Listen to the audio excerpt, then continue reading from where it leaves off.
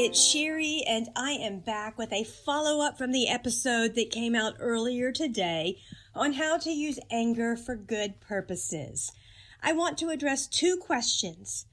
The first, when to see a professional for an anger problem, and second, what to do before God when you do fail to steward your anger for good, okay? Because failure and setbacks in our ability to manage our anger and direct it for good will happen. It's part of the process of our sanctification, which is an ongoing, lifelong process. Here are some situations in which you need to seek support from a professional. If you or your preteen or teen, if it's your child with the anger problem, are not able to complete the calm it, list it, plan it strategy independently or together on your own. For example, if you truly cannot calm yourself, or if you cannot make a list of what is angering you because you don't know all of the reasons why, do not feel shame if you just aren't able to do the strategy. Some people have very strong torrents of anger that are extremely difficult to control, and there is a biological component to it. Some people also have coexisting difficulties such as ADHD or impulsivity deficits. After more than 20 years in the field of teaching on emotional and behavioral self-control, I am pro-physician, pro-psychiatric professional, and pro-medication when it is needed and effective. If the anger in yourself or in your child is truly uncontrollable, I would advise you to first talk to your regular physician. Many adults don't realize that their primary care doctor can prescribe for general emotional control problems. Not all primary care doctors are comfortable doing so, but he or she should be able to give you a referral. If you are dealing with a comorbidity, meaning you are not able to control your anger and you also have another DSM-5 diagnosis such as ADHD or suspected ADHD, then your general doctor will likely refer you to a psychiatric medical provider, a doctor or a PA or a psychiatric nurse practitioner. Now, I know that scares some people, but I will let you know that in most cases, you will be prescribed starting with a low dose of an SSRI, which is a selective serotonin reuptake inhibitor. Now, of course, if that's not where your doctor starts, everyone's situation is unique to that person, but in most cases, the SSRI, commonly known as Zoloft or sertraline, Lexapro, escitalopram, or a few names that it's under, it's not introducing a new chemical in your body. It boosts the serotonin that you are already producing. And without going into a whole lot of neuroscience, we know there is a relationship between serotonin levels and nearly all major mood disorders, including anger, depression, and anxiety. On top of that, we know that there is a relationship between all the major mood disorders and health, general health, quality of life when those disorders go untreated. So it is a health problem. It is a medical problem. We know in many cases, just boosting serotonin with a low dose results in better emotional control and impulse control when aggravated. Of course, do what your doctor prescribes for your specific circumstances and medical profile. Disclaimer here, I am not giving medical advice, certainly not giving individual medical advice. I am not a doctor. I am just sharing what I have learned through my 20 years working in the related mental health field. Another time you may need to see a professional is when you really feel like you need to talk to someone to help solve a problem within a relationship, but the other person does not want to discuss it or work on the problem with you. When you have a problem that involves interaction with another person in your life and the other person does not want to address it or minimizes the problem, you may want to see a professional to help you know what to do next. The counselor will help you to understand that you cannot make another person change, but you can learn to change the way you interact with the person. You can set boundaries. You can protect yourself from flyaway emotions that may tend to be triggered by another person's actions.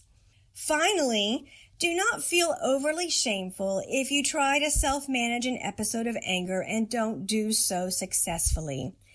Anger is a very strong emotion, and if you've been stuffing it a long time, or if you haven't been dealing with it appropriately for a while, or if you've been under a whole lot of stress, it is okay to need help.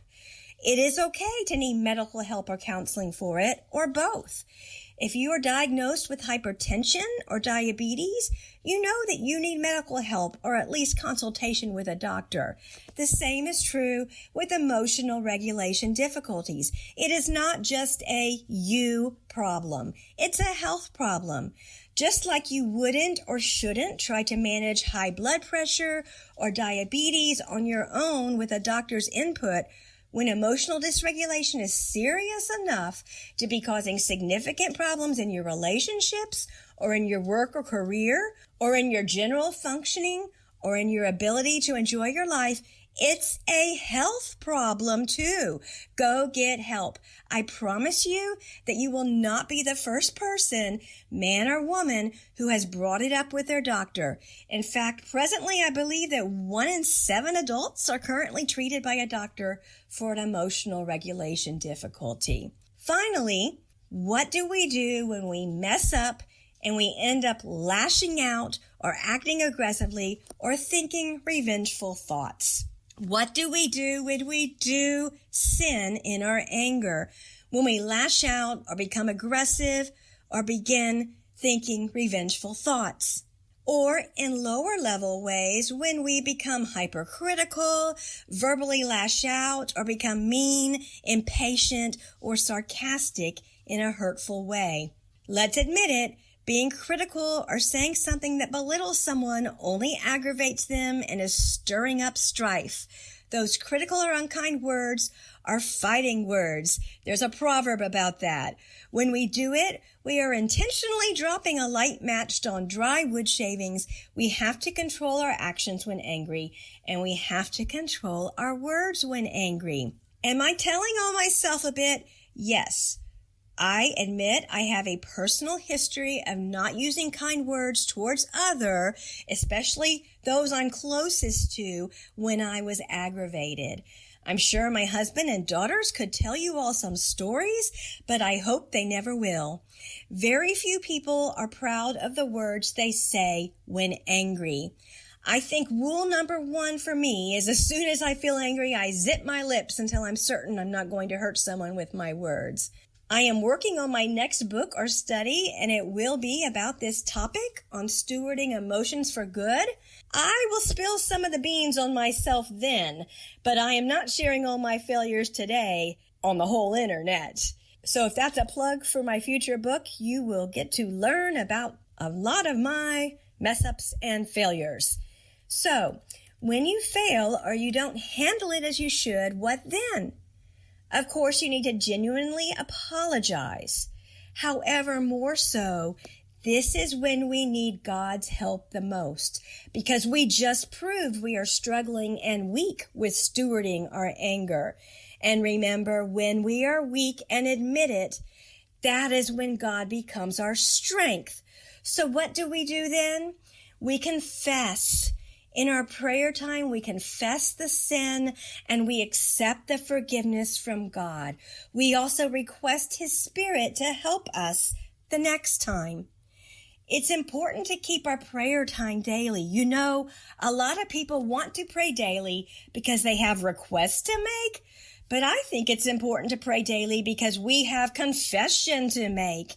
We must recognize and benefit from understanding how we open ourselves up to allowing God to work in our lives when we have integrated the practice of prayerful confession regularly. I'm at a point now where I actually love confession with God in my prayer time, and I look forward to it.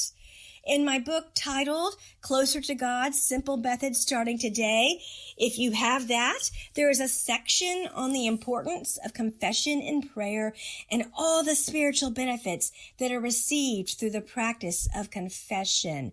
It's in the book Closer to God, Simple Methods Starting Today, if you do not have it yet.